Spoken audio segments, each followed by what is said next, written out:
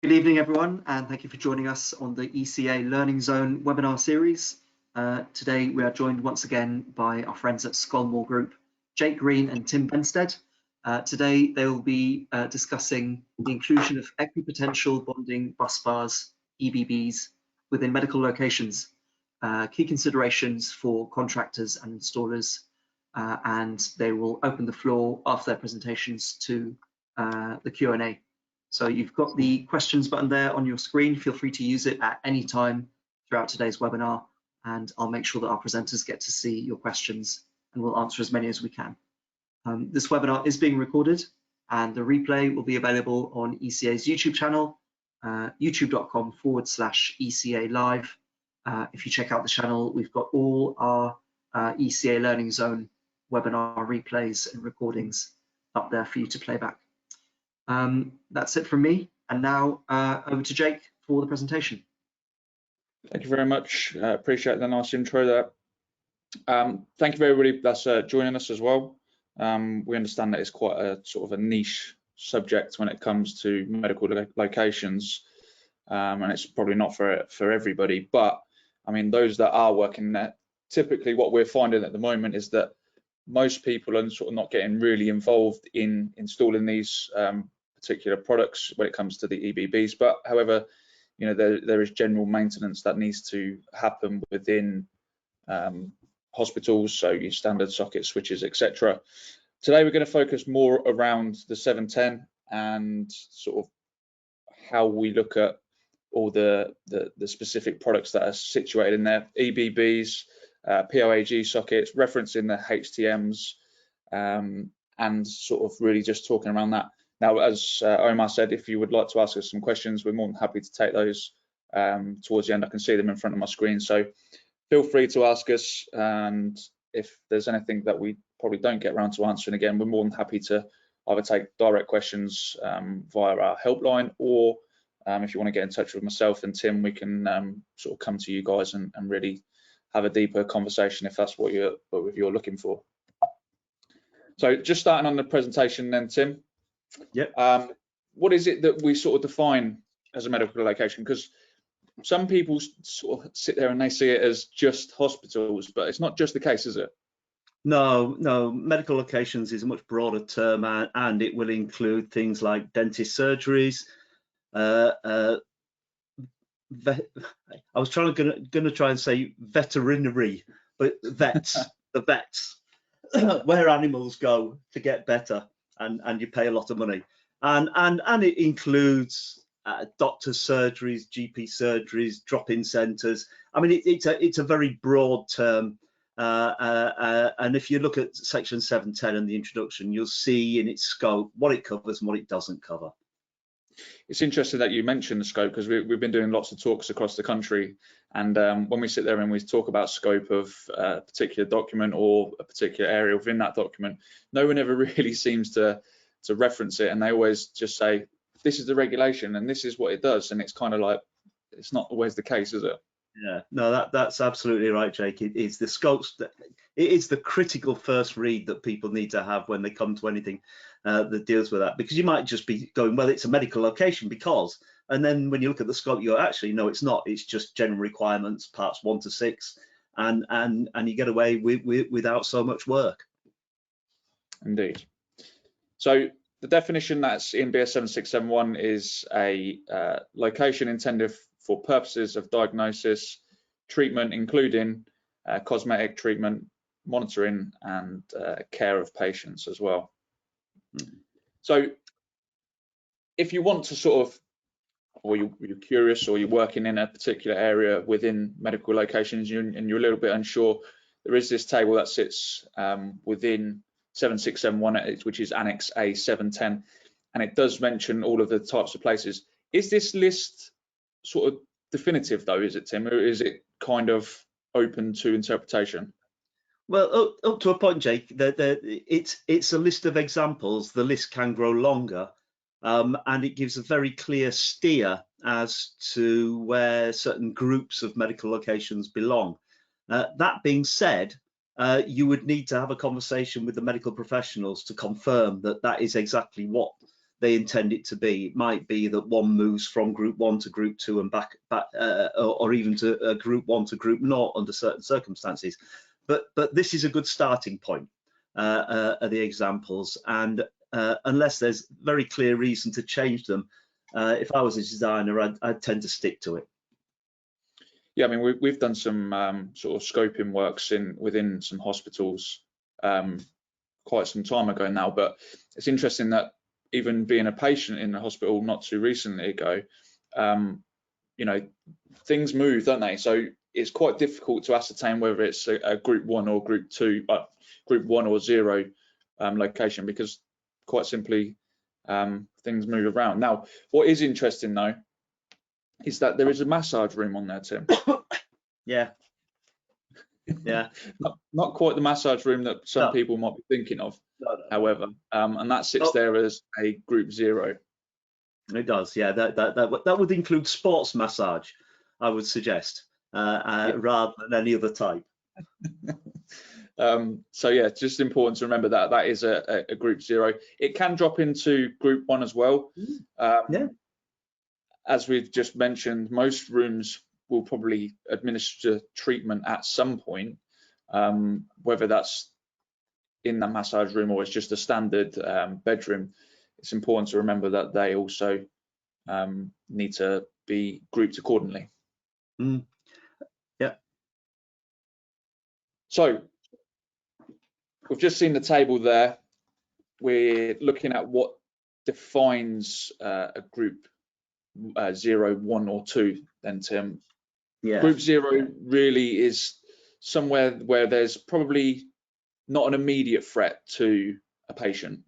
No, that's it. I mean, it's pretty typically it's just a standard room. There's no medical care taking place in terms of treatment. There's no other aspects related to it. There may be treatment in the sense of a massage, but it's hand on body, and it's no more. There's no medical electrical equipment in use. There are no other aspects, and you're not in a particularly vulnerable state. So a group 0 location is one in which, as far as 710 is concerned, there's very little additional requirement in terms of over and above the general requirements of parts 1 to 6 of the standard.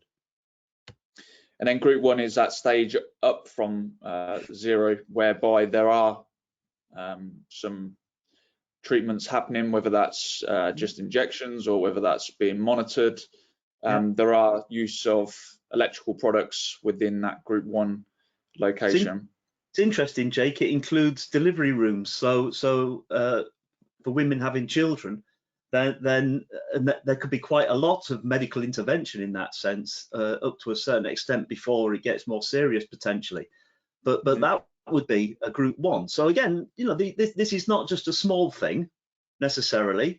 It can include quite major treatments, as it were, or situations, and therefore additional precautions, additional care insofar as the electrical installation is concerned would be absolutely necessary.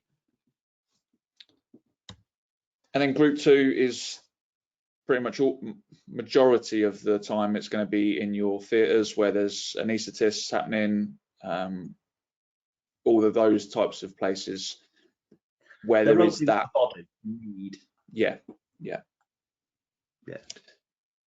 And then we have this final term, which is applied parts in.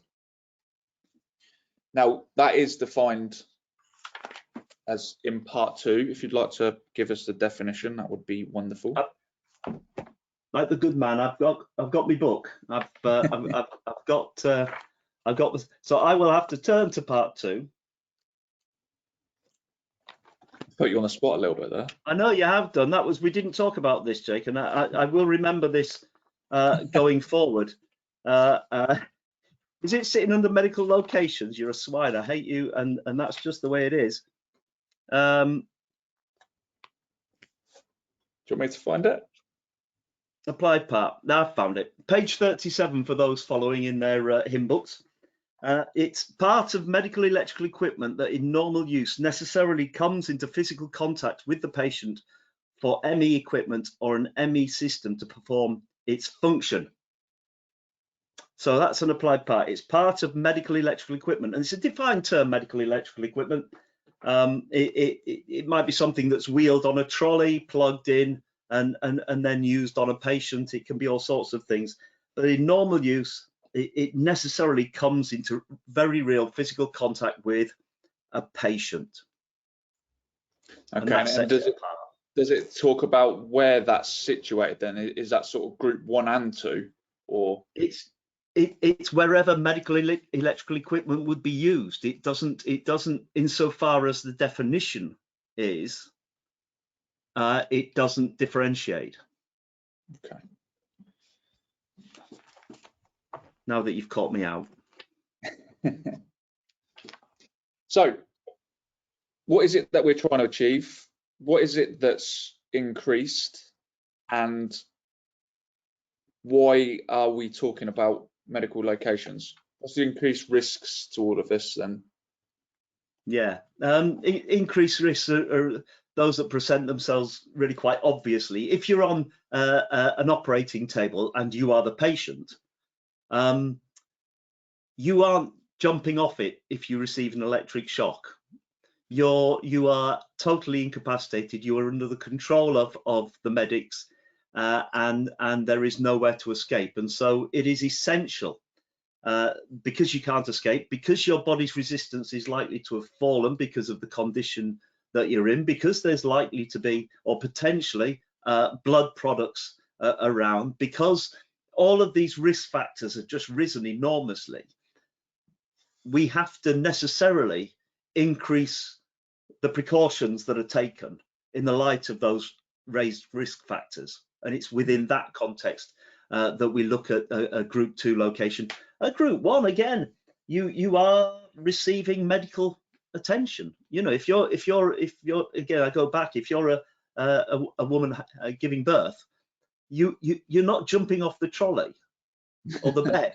You know, you are not in a fit state to be moving. Well, my wife wasn't, so I'm just assuming it was very difficult at the time. But you get the idea. The risk factors have risen dramatically, and additional precautions are necessary.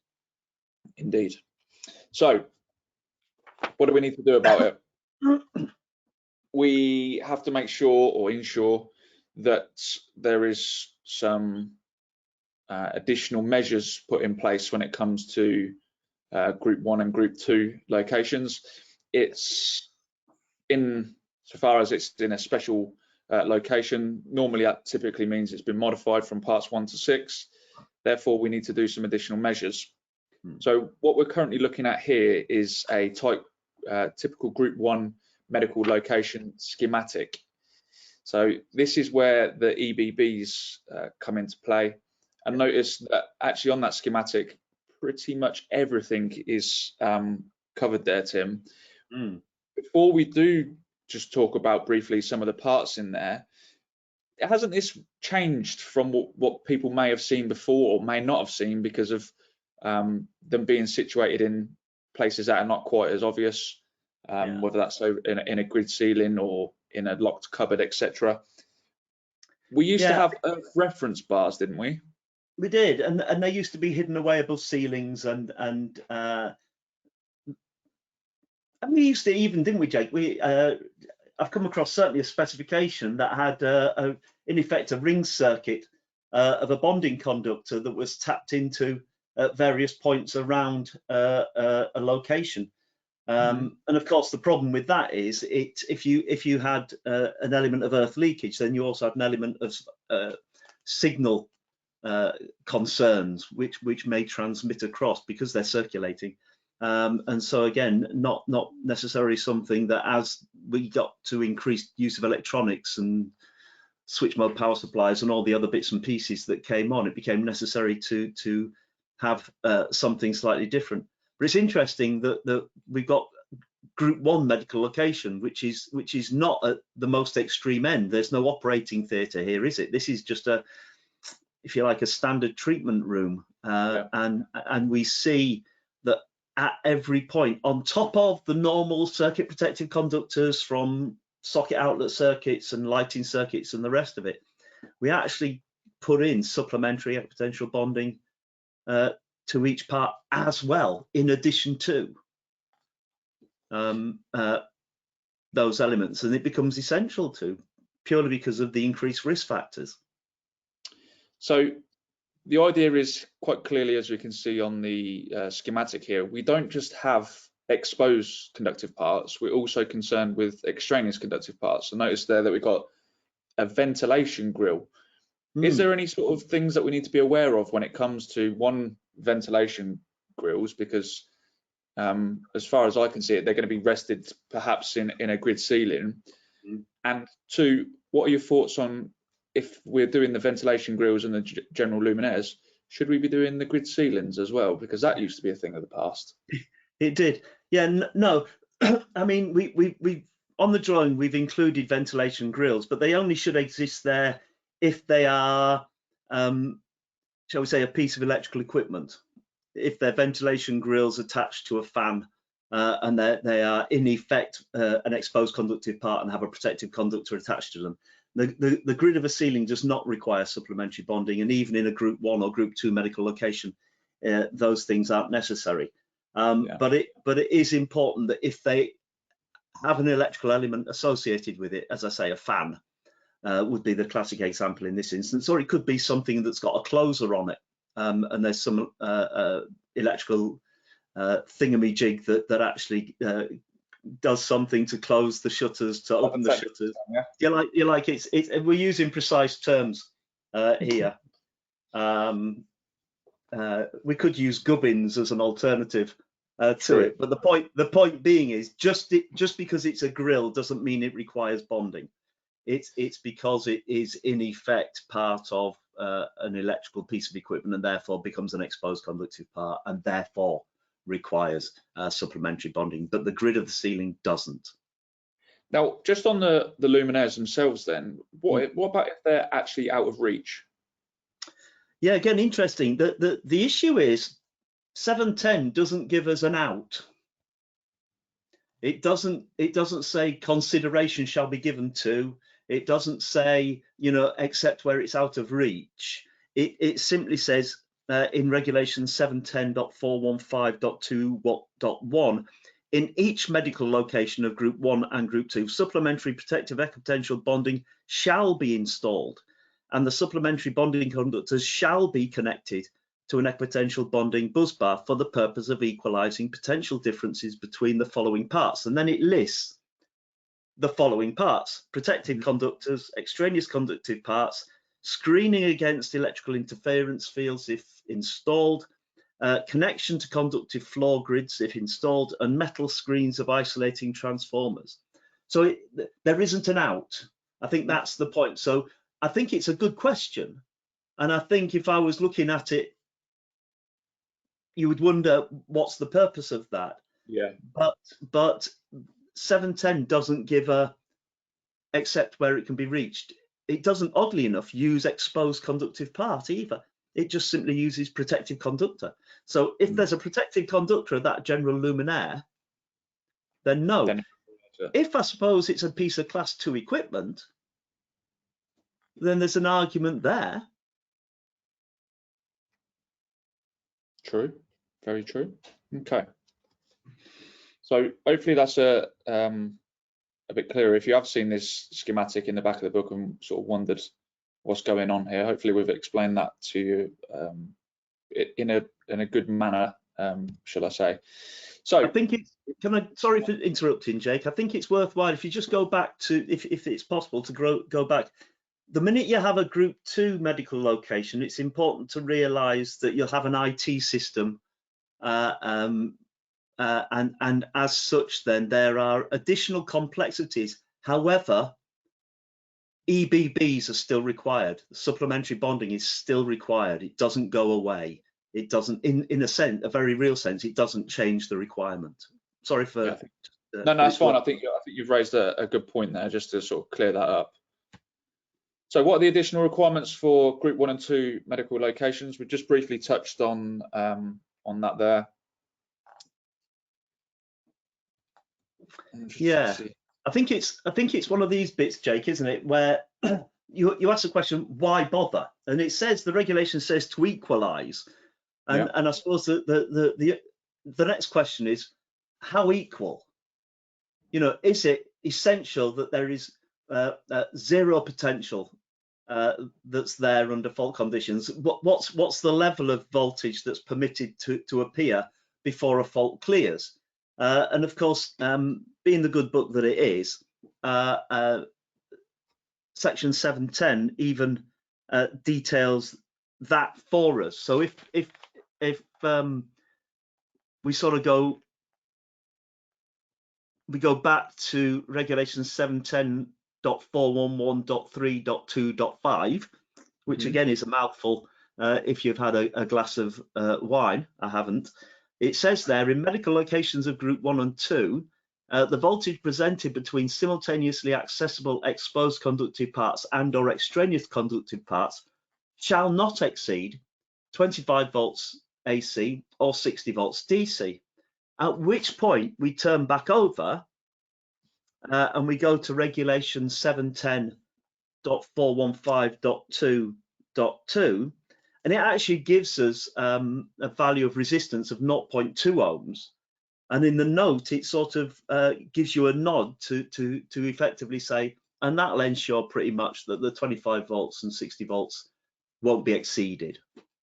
And that's, shall we say, the additional requirement. It's this 0.2 ohm maximum value that's required.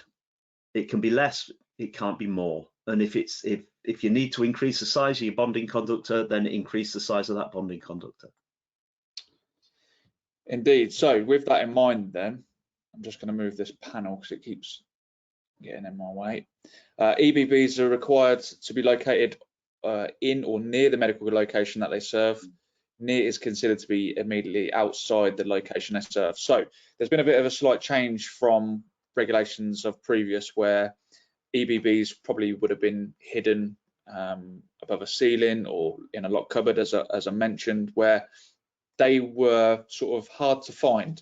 Now, the main reason for them to be on show, I'm going to say on show insofar as that they need to be visible in the room or location that they serve, is because when you start to move ceiling tiles, and for those that are probably working in medical locations, they'll know how funny they get when you start moving ceiling tiles for infection control. So they've been said to promote dust and what have you around the room.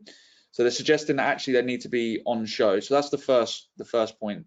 And that does reference that as well, Tim, doesn't it, in 710, to say that they actually need to be infection control preventative in that location. Then the second point is an EBB conductor must be equal to or larger than the supplementary bonding conductor served by it and be connected to a reliable means of earthing, such as a local distribution board. So if we go back to the schematic and think that on that drawing, we could actually see one going to the center of the EBB. Now, we had a bit of a discussion prior to obviously the webinar today about how you would work this out, because typically speaking, as you've mentioned about the 0.2, and again, which we'll come on to in a moment, distance can be an issue when it comes to achieving that.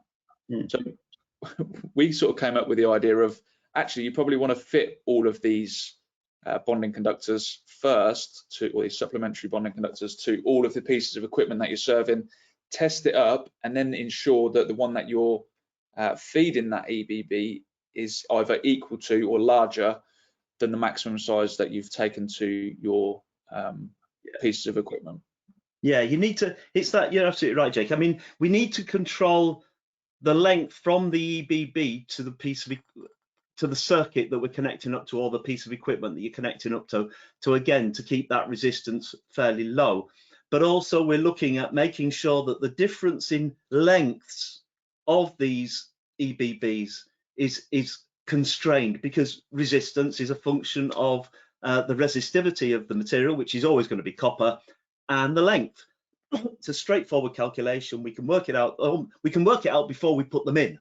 It is straightforward. And it might be, for example, that means that we put in a 4 mil minimum simply because we need the mechanical strength if we go to section 544, we see there that if there's no mechanical protection, we need a minimum of 4 millimeters squared for our supplementary bonding conductors. But once we've answered that, and once we've got to a situation where we can confirm that this 0.2 of an ohm is maintained, we're good to go. It may mean that one of these conductors has to be a 6 mil, at which point the bonding conductor from the distribution board to the EBB has to be at least 6 mil. And so that's the point that you were rightly making, that bit has to be at least as big, if not bigger, than that which comes from the EBB. Yeah, I think the other bit just to mention in terms of located near medical locations and have to be on show, infection control absolutely is in there in 710.415.2.3, but also its ability to be maintained. You can actually see it, to do the test, you can take the cover off and away you go, and everything's hunky-dory and you've got minimum impact, excuse me, in terms of what it is that you do. So again, it is good practice. Yeah, it does. It mentions in that regulation as well that it should be clearly labelled and clearly visible. Does that really mean that they have to be sort of clear lid? Because I know that we've sort of seen this happen before, especially with ERBs. But does that actually mean that? Yeah, it's interesting. I think there's almost a historical throwback that's taken place. That it used to be, obviously they used to be stored above a roof, and then it had to be clear so that you could see it from down below. But the minute it's on show and properly labelled, then suddenly everything becomes accessible anyway. And so it is clear, but it doesn't. A reasonable interpretation is that it doesn't require a clear lid. Yeah. People can discuss that, and specifiers may still require a clear lid. I'm not, but if you like, if you look at it quite sensibly, as long as it's properly labelled and accessible, then it's clear. Yeah. Okie dokie then. So, what is the maximum resistance of the supplementary equipotential bonding within Group 1 and 2 medical locations? And Tim, you already touched on this point. Yeah. In Group 1 or 2 medical locations, the resistance just move that bar again. Resistance of the protective conductors between the earth terminal of any socket or fixed equipment and an exposed / extraneous conductive part shall be such that the voltage shall not exceed 25 volts or 60 volts DC. The measured resistance between the earth terminal of any socket outlet or fixed equipment and any extraneous conductive part shall not exceed 0.2. There is a calculation for this. Again, I'm going to put you on the spot a little bit, and I know you're going to hate me for it, but you can actually do a calculation for this as well, can't you?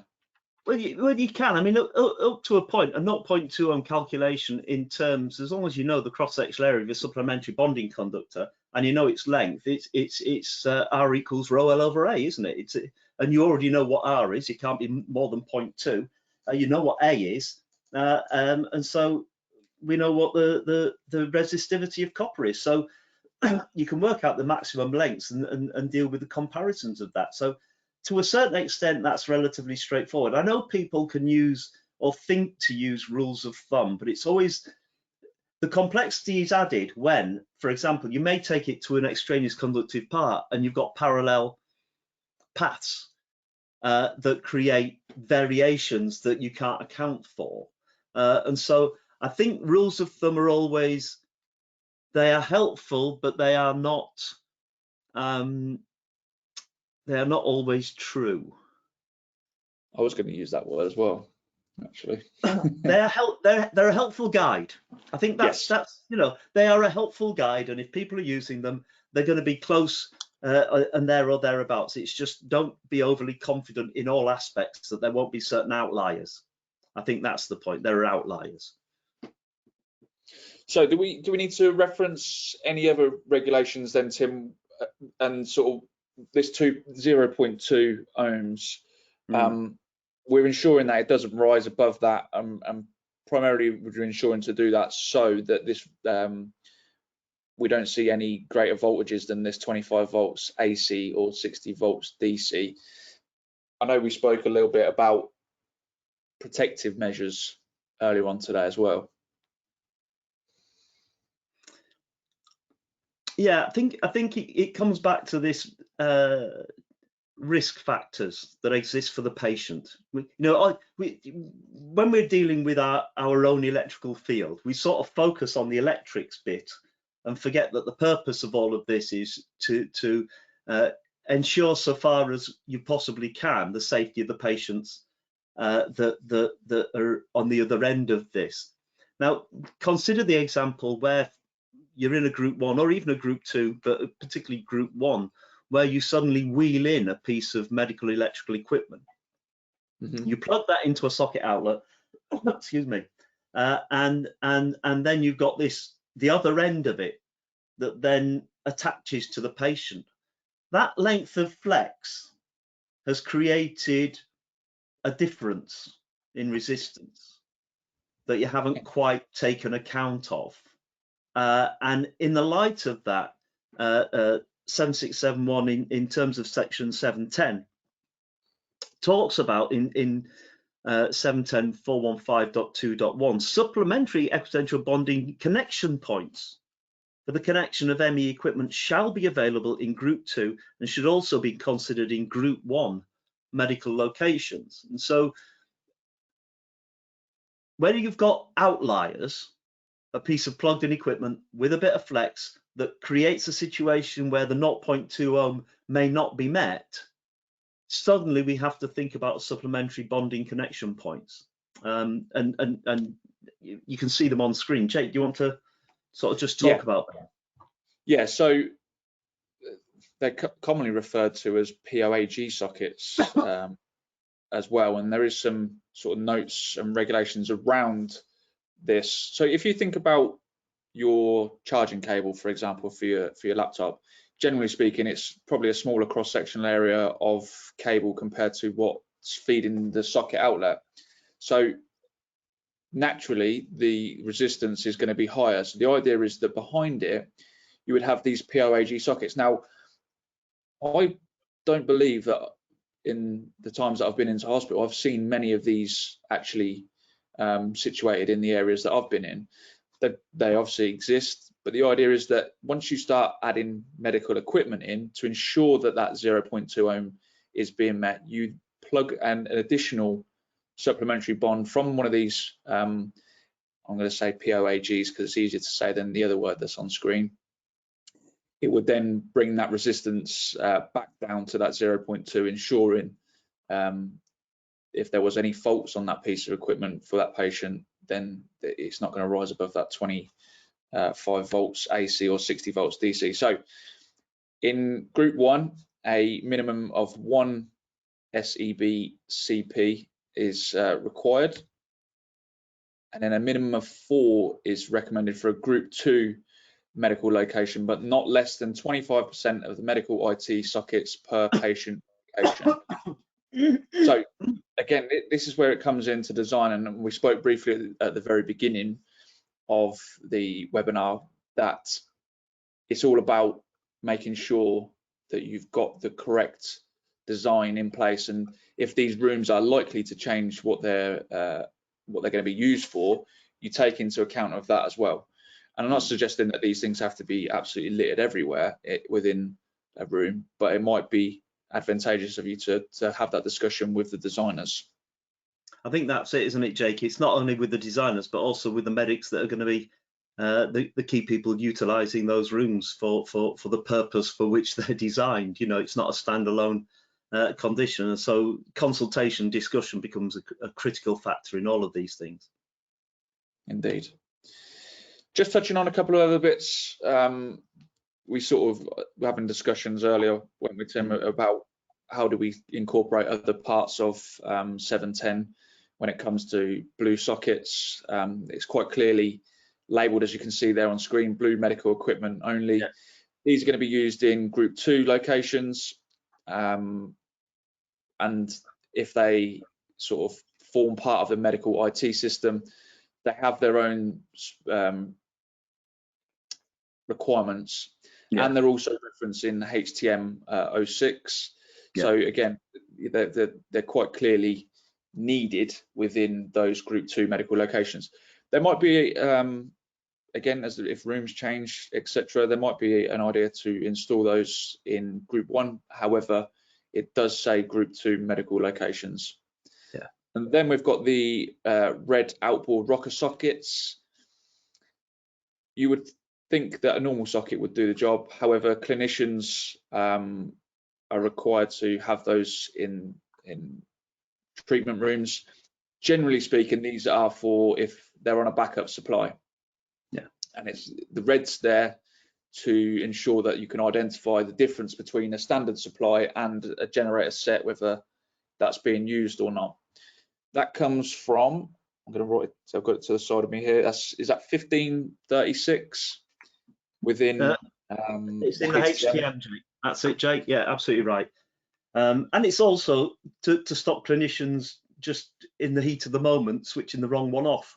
If they were close together, you could imagine a condition where they've just flicked it, and this way they've actually deliberately got to go to one side or the other, and there's no inadvertent switching off of something. So yeah, but that's not a requirement. It's interesting, isn't it? We can't find anything in 710 on that, but it is in the HTM, and so it's both of these documents that need to be considered together in the light of medical locations. As also, pretty much all of our regulations that we have to do, we have to cross-reference the other one. True. Just a note on the blue ones there, they are referenced in HTMs, which is 1527, round about page 123, I think it was, when we had a little look earlier. It's also worth, I think, just before we jump onto that, is as far as testing of the 0.2 ohm, it's when it comes to carrying out your inspection and testing, your initial, is that there are additional requirements as far as section 710 is concerned for the testing of those circuits. And so keep that in mind, not only when you're designing, installing, but also when it comes to carrying out the inspection and testing at the end. I know we haven't actually put that in there. It's a good point as well. No, but just because they have to be tested annually, do they not? Yeah, there is a, like I say, it becomes a critical element. If you are at the point of use, you want it always to be right, and you can't suddenly wait 5 years. Well, it was all right 4 years ago, it'll be fine now. If you're the patient on that operating theatre, you want the security of knowing there are going to be no surprises. By the way, your operation went well, we just killed you because of the electric shock you got. You know, it's that bit that you really want to avoid dealing with. So absolutely, and it is just worth flagging up regulation 710.641 and just hoover that up and keep that in mind, particularly when on the design certificate you just make a note. It's always worth noting this. You know, this is something that has to be carried out more frequently. And as well, just as a sort of a go-to for touching base with the hospital from a contracting point of view, you know, you've got to do this every year. You're back in there in front of them, suggesting that you might need to do some other works or something's not quite right. You know, whether that's done by the estates team or it's done by you as a contractor, it's just always nice to be in front of those customers again, making sure that everything that you've done and the testing requirements are always met. Yeah, and it gives them confidence that you know what you're talking about. Very true, very true. Just on one of the final slides here, we just picked up a couple of little points in HTM06 for the final circuits. Socket outlets, making sure under clause 1534 that they're suitable for the environment. Whether that's the blue ones, the outboard rockers, or just in general from an antiviral or antimicrobial view, again, making sure rating. All of that comes into play. It might be in a lab. You know, there's all sorts of things that take place. And then clause 1546, which is number of socket outlets and the sort of the bedhead service side of things, which is under 0803 HTM. It does say that there should be N+1. So if you're thinking about designing a group 1-2 location, ensuring that actually any socket that you put in there, you must always add one more than you need to. Again, just little pieces of information like that just make your design and life a little bit easier to sort of get around, I'd say.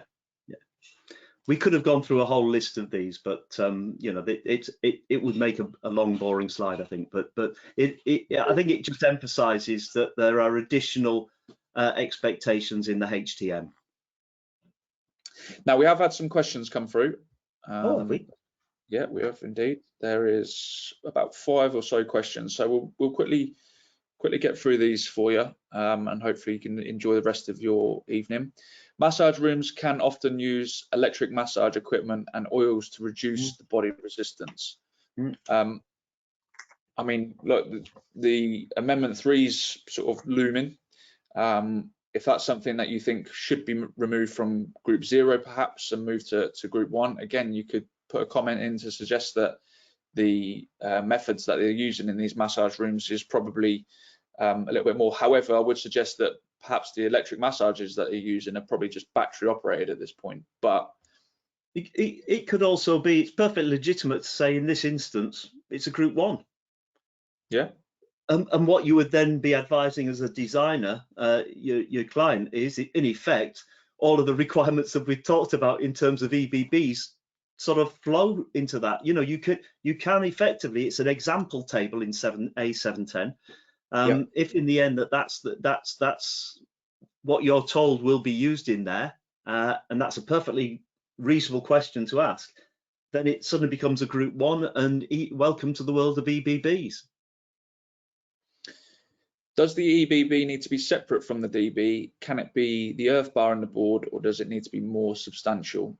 Ian, I think the fact that you've asked that question, you raise a good point, because, you know, say the earth bars in the DBs are generally up to the task. However, when it comes to testing and ensuring that you've got the correct 0.2, they do need to be in a separate enclosure. Again, making sure that they're separate from the DB in, you know, as far as parallel paths, etc. You want to make sure that you're maintaining that 0.2, hence why they need to be in a separate enclosure. Absolutely, and I think the other bit with that, of course, it tied into your maintenance, Jake, is if you're looking at maintaining the EBB, you're not dealing with excessive isolation, which you may be if you're having to strip a board down to carry out that work. You're suddenly turning a lot of circuits off, when actually you can go to an EBB and it'd be just much more sensibly managed. So as Jake says, it's separate. Does a supplementary bonding conductor have to be connected to each socket outlet, for example, or can we connect to one and then rely on the CPC to connect the rest? Well, if we just, I'm just going to quickly jump back to the schematic there, Tim. Oh, yeah, that one. We can see that we've got 2 circuits within the location, and you can see that they are individually. So you can go from one to another and so on and so forth. However, what I will suggest to you is obviously the distance as well. You need to be taken into consideration to ensure that, again, we keep going on about this 0.2 ohm, but naturally the longer the distance, the harder it is going to be to ensure of that 0.2. And that's right. So no, you're not required to take a supplementary bond to each socket outlet on a circuit. But as Jake rightly says, there's a suddenly, if you're finding it difficult to get this 0.2, you may want to think about the nature of those connections and how that's done. So absolutely, no need for every circuit to have it. And again, if you looked at figure 710.2 within BS 7671, you'll see a similar type of diagram for a Group 2 medical location, and that's highlighting the same thing. So this what we have here is very similar. The 0.2 is one factor. For example, at a 20 amp type C breaker on an IPS circuit, resistance will need to be less than 0.2 ohms, which is absolutely correct. Yeah, if that's what the device is telling you in order for it to operate correctly within its times, then yes, it would need to be. However, for this purpose of the supplementary equipotential bonding, it is 0.2 ohms. So that you almost have to treat them as 2 different or 2 separate readings. And again, when it comes to testing these, Tim, is there a specific certificate for these? There's not a separate certificate, no, Jake. There is just the ordinary EIC that would, where it would need recording. But it's an interesting question, because it says, as you say, it's sort of, you've conflated two things. One is you need a certain value of current to cause the protected device to operate rapidly enough to meet the requirements of automatic disconnection of supply. Perfectly legitimate. The supplementary bonding is there to ensure that while that's taking its time, we're still constraining the rising potential to less than 25 volts AC, 60 volts DC, and that's what the supplementary bond is doing. It's not intended necessarily to speed up the disconnection of the protected device. It's more to do with managing the equipotential bonding zone. And the last one is, what is the risk outside the patient zone, such as high-level metal parts, and can they not be excluded from the 0.2 value you are trying to achieve, maybe recorded via an earth resistance RA value?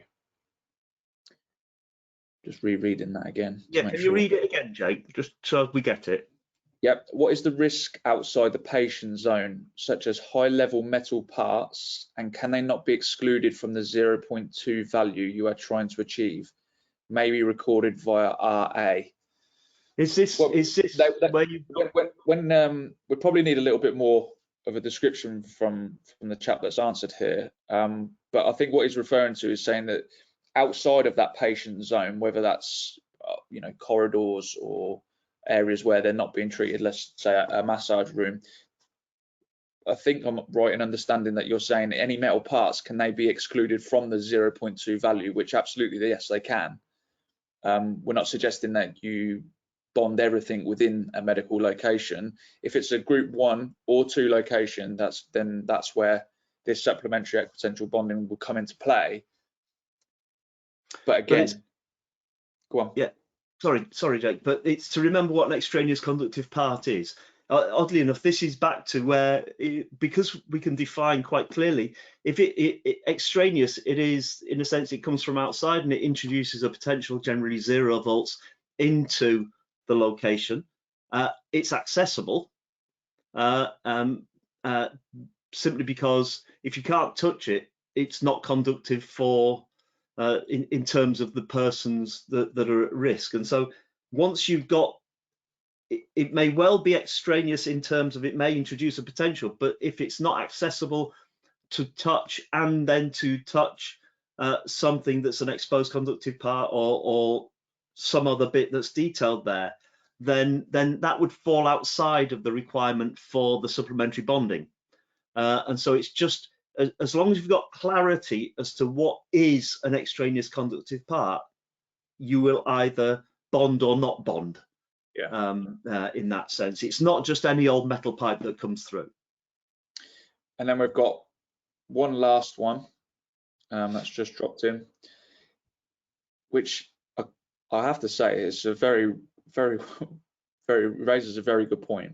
If you achieve the 0.2 at every socket outlet, great. However, as soon as you plug in a piece of medical equipment, you need to have a secondary earthing lead or bonding lead. Then why do we have to achieve the 0.2 at the socket outlet? Surely we have to take it less than 0.2 to achieve that. I think we're always going to see that, and it's not probably practical to actually achieve less than 0.2. Maybe 0.1 might be another number, but I take on board what you're saying there. However, we need to set, it's like drawing a line in the sand almost. We need to set at a value that we're going to achieve. However, if we're sort of taking pieces of equipment off, then that sort of differs from the original design. Tim, are you following? Yeah, it's always a bit of a quirk, isn't it? That where you actually go, right, we've plugged in, and so we've brought into play the circuit supply and the socket outlets, and so that's that. What if we then touch? Well, the issue is if there's another piece of equipment that has a similar length flex and from a different circuit, but they're all tied to that, then it's unlikely that the difference in potential would be significant. Similarly, if that point is then connected, or you're in contact with that, and then you're in contact with an extraneous conductive part. Again, it's unlikely, and we're to a point we're dealing with odds slightly and not guarantees, but we have addressed at least the so far as is reasonably practicable element by constraining ourselves to these values. And I think it's important that we recognise that practicable is reasonable. Perfection is unlikely. But we have, by limiting it to the 0.2 ohm, we have gone a good long way in constraining those voltages to values that are acceptable. Indeed. So no more questions. We appreciate everybody's time, and hopefully you've enjoyed this webinar from us today. If you would like to have a look about some of our products within that medical location, or the medical just in general, we offer lots of solutions in there. So get in contact with your local wholesaler where you can buy most of these products from. Have a chat with one of the reps if you know who he is in your local area. From myself and Tim and everybody at the Scolmore Group, thank you for your time, and we'll see you again soon. Bye now. Thank you, Jake and Tim, for a great presentation. And just to add, the replay of this webinar will be on the ECA YouTube channel. That's at youtube.com/ECA Live. You can catch all our other ECA Learning Zone webinar replays there. Thanks both, and have a great evening, everyone.